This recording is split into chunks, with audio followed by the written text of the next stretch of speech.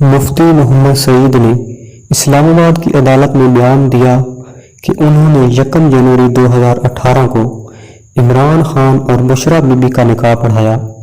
ان کا کہنا تھا کہ عمران خان کے کہنے پر انہوں نے نکاح پڑھایا۔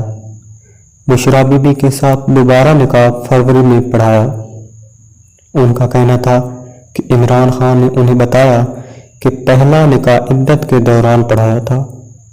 انہوں نے عدالت میں کہا کہ عمران خان نے عدت کے اندر نکاح کی بڑی وجہ یہ بتائی کہ پیش گوئی کی گئی تھی کہ اگر وہ 2018 کے پہلے دن بشریٰ بی بی کے ساتھ نکاح کریں گے تو کوئی بھی ان کو وزیر اعظم بننے سے نہیں روک سکتا، یعنی کہ وہ پاکستان کے وزیر اعظم بن جائیں گے۔